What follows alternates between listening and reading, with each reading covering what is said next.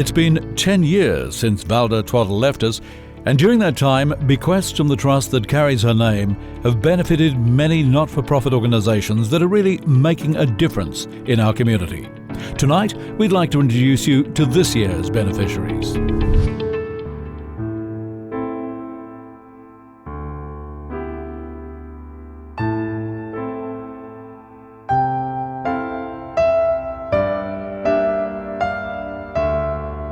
It just seemed to me that many young girls in Timor, and there's all sorts of problems associated with young women and menstruation over there.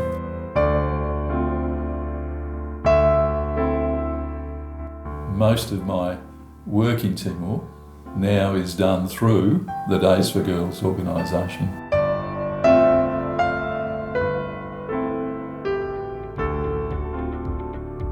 It was begun by a woman called Celeste Mergens, who was doing missionary sort of work in Africa. Part of the reason for raising money is to make sure that these girls all receive proper education in hygiene, proper education in how the female body works. The design evolved and evolved and evolved, and it finally came up with this sort of a shape, and as many as 3 pads can be put in, to help manage.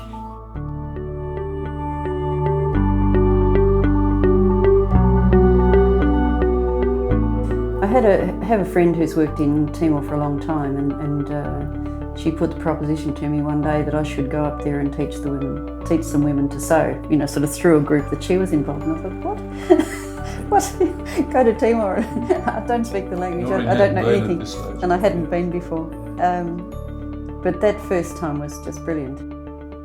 We've got probably as many as 30 people involved with us, and that's from the point of sewing, packing kits, cutting things out, threading strings through the drawstring bags, all sorts of things.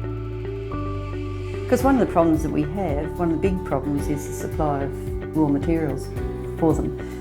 They find it very difficult to get 100% cotton and impossible to get the PUL, the polyurethane laminate. We've had to set up supply chains. We load stuff into a container and it's taken up to East Timor, where it's met by our contact there. So we believe that there's a lot of things that will stem from the Days for Girls hygiene kit.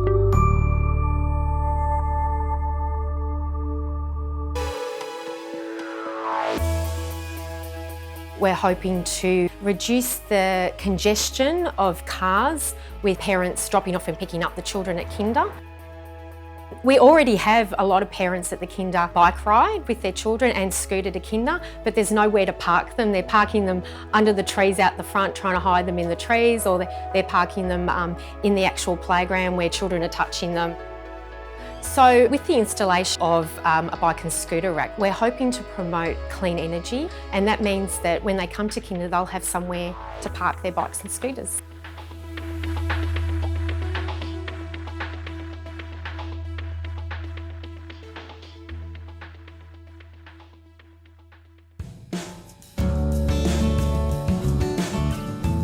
Our school caters for a number of students with disabilities. So we like to make our kids as independent and as likeable as they could be by the time they leave school at the age of 18. So if we do need to focus on those lifestyle type skills, then that's what we do here. We cater to the individual's needs. So we have a few school expectations here, which are do your best, help others succeed, and respect your environment. To make these students as likeable as possible within the community, I think that they need to be able to make those good choices wherever they are, whether it's at home, out in the community, or here at school with us. We've had in the last few years a bike track installed up the top of the school, and this is to promote, I suppose, physical activity for our kids. There's something like a bike ed program is fantastic because it's something that our kids can use outside of school as well with their families. but also as an area for the kids to practice their community access skills. So things such as being able to hold hands with a parent or a carer or whatever it is with a peer, walking around our bike track, so being able to go up and have a barbecue lunch, something that they might do with their families on the weekends. Sit down, be able to eat their sausages, have a bit of a laugh with their friends and teachers. So hopefully it'll be quite a nice area and a nice addition to our school.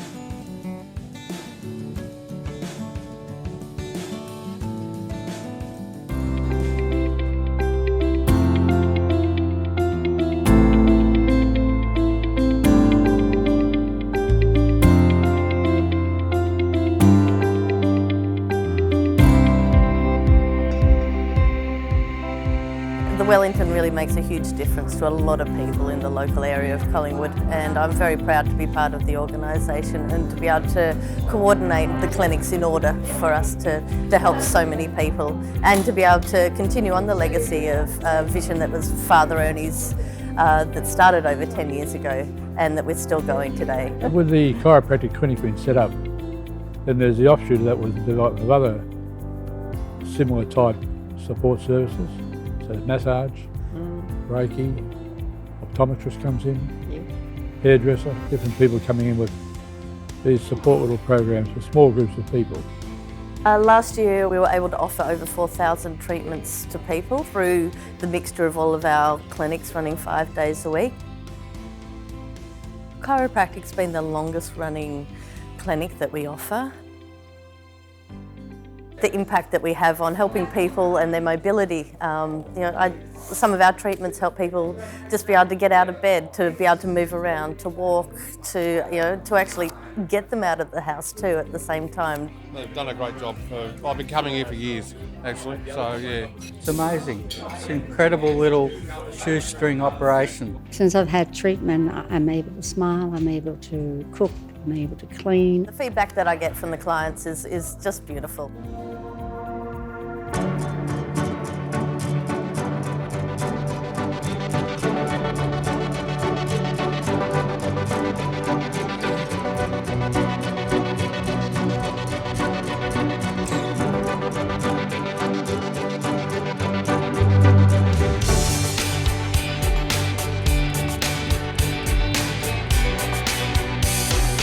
Live lots and laugh. We badly need funding. People in Timor just don't have the capacity to be volunteers, so they need to be paid. So we're appointing a project manager for 2017 and 2018. The money from the Valda Twaddle Trust grant will be used to erect a few gazebos within our school. I would love to say a big thank you to them for providing this opportunity for community groups like our own to apply for grants such as this, because without this grant it'll take us a lot longer to fundraise and provide this for the children. So thank you very much for choosing the Wellington. It's an area for PE to take place if there are poor conditions outside, so it'll be a fantastic addition to our school. The setting up the dispensary will be a wonderful complement to the naturotherapy that we offer at the moment. So that funding will help us to pay the expenses of somebody to travel around the mountainous areas and some of the remoter areas in Timor where girls are very much in there. Ladies and gentlemen, please make welcome former Governor-General and tonight's guest speaker, Dr. Peter Hollingworth.